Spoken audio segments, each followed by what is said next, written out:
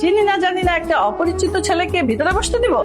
এই ছেলেটা কে? আমার আরেকটা বেটা, তোমার সৎ বেটা। এসব কি শুনতে পাচ্ছি? যা বলছে সবই সত্যি। ধোকাবাজ চৌধুরী, আমি জানতাম তোমার আগের একটা বিয়ে ছিল, কিন্তু সেই ঘরে যে একটা সন্তান আছে সেটা তো জানতাম না। আবার সেই সন্তানের জন্য এখন চোখে পানি আসে। চোখের পানিতে কোনো কাজ হবে না মা। জন্মের পর থেকে আমি যা জেনে আসছি তাই একমাত্র সত্য।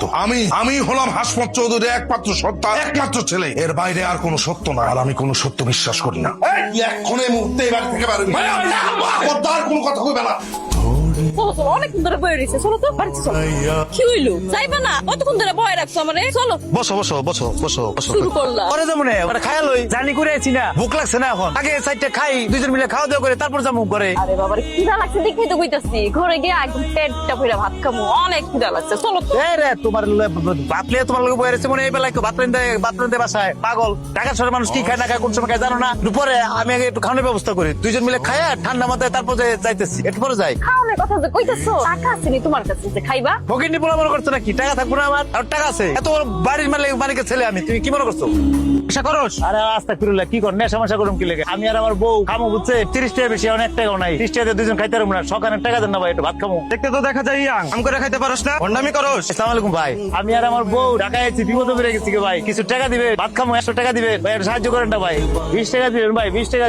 কি করতেছো তুমি এগুলো? তুমি এসব কি করতেছিলা? তুমি মানুষের কাছে এরকম টাকা খুঁজতেছো কেন? ভিক্ষা চাইতেছো কেন? তুই না বাড়িওয়ালার বেটা?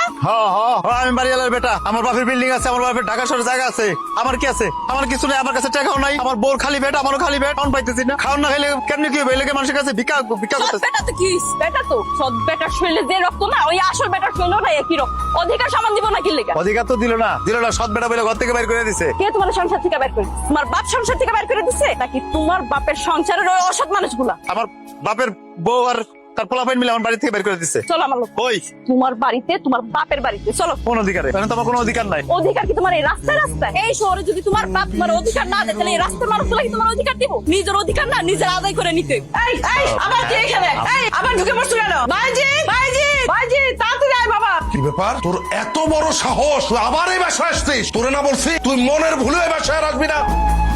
এই বাসায় থাকার, এই বাসার সদস্য হওয়ার যে যোগ্যতা, সেই যোগ্যতা নাই তো।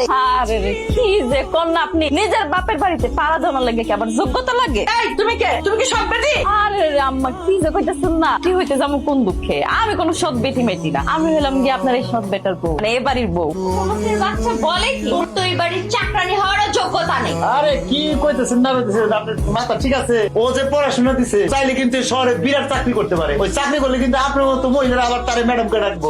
একদম চুপ, কোনো কথা বলবি না। তোর কত বড় সাহস আমার বাসায় এসে আমার বউরে অপমান করো? এ ভাই, কথাটা হইলো না কইলা, আপনি যেটা কইতেছেন ভুল কইতেছে। প্রথমত এবার এটা আপনারও আবার আমারও, কারণ বাপ তো একটাই, আমরা এক বাপ না, তাহলে মালিক তো দুজনই। দ্বিতীয় কথা হইলো আমার বউ আপনার বউরে অপমান করে না, আপনার বউ গেলাম আমার বউরে অপমান করছে। একটা কথা পরিষ্কার করে কয়ে দিই, আপনারা কেউ কইলাম আমার এই বাড়ি থেকে বাইর করে দিতে পারবেন না যতদিন না পর্যন্ত আমি না বাইরে এখান থেকে। এটা আমার বাপের বাড়ি, দেশের আইন আদালত আমার বাড়ি থেকে বাইর করবো না যতদিন আমি বাইরে হই। তুমি চুপ করে আসছো কেন? তুমি কিছু বলবা না? সব আমার কপালের দোষ। তোর বাবা শেষ বয়সে এসে আমার সাথে বেমানি করলো।